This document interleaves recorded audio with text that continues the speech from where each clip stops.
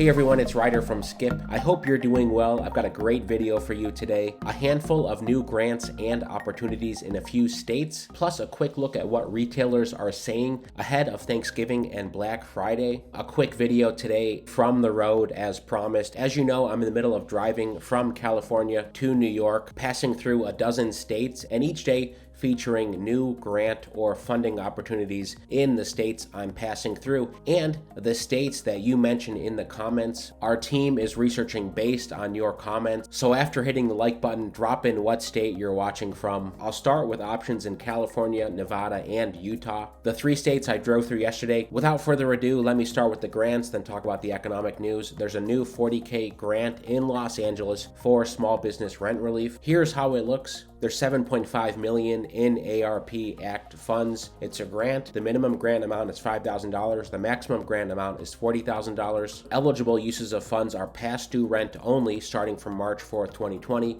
to the present, as documented by current invoice or rent statement showing current amount rent owed to an unrelated or unaffiliated third party. Rent owed must be for a brick and mortar location in an unincorporated area of Los Angeles County. There's a mapping tool to see if you are in an unincorporated area of LA. You must have annual total gross revenues of no more than 1 million verified by your 2020 return, and you must have an annual average number of 9 or fewer full-time equivalent employees, and there's a few other requirements. So that's for LA. By the way, we'll have a link to all of these in the description below. The second one, $150K investment for San Francisco entrepreneurs. If you're a tech entrepreneur, apply today to the 500 Global Flagship Accelerator Program. It's a typical accelerator program, a nominal investment for a 6% stake in your business, hands-on support, networking, and more. This is relatively new, that's why I'm mentioning it today. And finally, there's grants for small businesses in San Diego County. It's the Small Business Stimulus Grant. You must be a for-profit, have 20 or fewer employees, be based in San Diego County, a minimum of 1 year of operations as of February 14th, 2020. Grant amounts will vary based on the need of the business and availability of funds. This is the page from the San Diego County.gov website. Okay, moving on to Nevada. There wasn't too much in Nevada, but a couple things I wanted to mention. The Governor's Office of Economic Development, the GOED,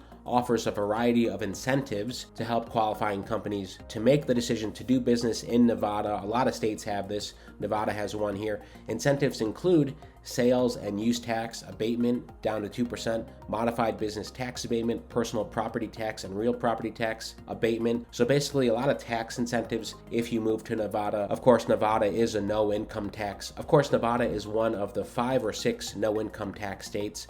Nevada, Texas, Florida, I believe Wyoming, and there's 1 or 2 more in there. So if you're thinking of relocating to Nevada or doing business in Nevada, there's some good incentives there. Okay, Utah opportunities. There's the Small Business Employee Vaccination Grant. This grant offers employers funds to provide paid time off for employees who are otherwise not eligible for paid time off. The grant may be used for both full-time and part-time employees to receive a COVID vaccine or take a dependent to get theirs. Here's how it looks through the Governor's Office, business.utah.gov. And the money for this has come from the CARES Act. Utah received $500,000 through the CARES Act to help with this, and they're giving out these grants that will basically cover the time off to go get the vaccine. They have a spreadsheet that you can use to help calculate your grant amount request. So if you're in Utah, you may want to look at that. So that's a handful there. Our team is still looking for more. We're always looking for more grants and funding opportunities in those states, things that may benefit you. I've got more states coming in the next few days, so be sure to subscribe. Okay, switching to shopping news ahead of next week's big shopping rush, Black Friday. Retail chains like Walmart say that shoppers returned to stores and that they pulled forward inventory to avoid supply chain snarls. So many of these big retailers are saying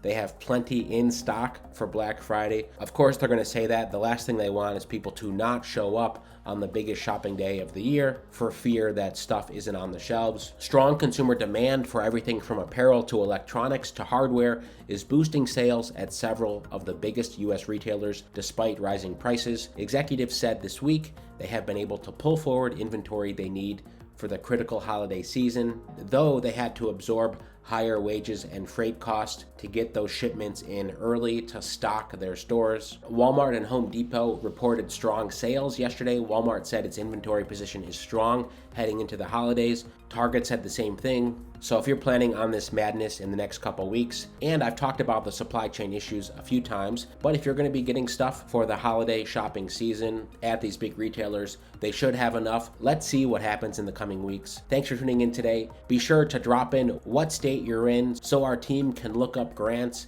and loans and funding opportunities while I'm driving today. And if you want one-on-one funding support, we have a few more spots tomorrow and Friday. Go to helloskip.com/join to book a one-on-one time to talk with us, or click the link in the description. Most importantly, stay well, stay healthy, and I'll see you tomorrow.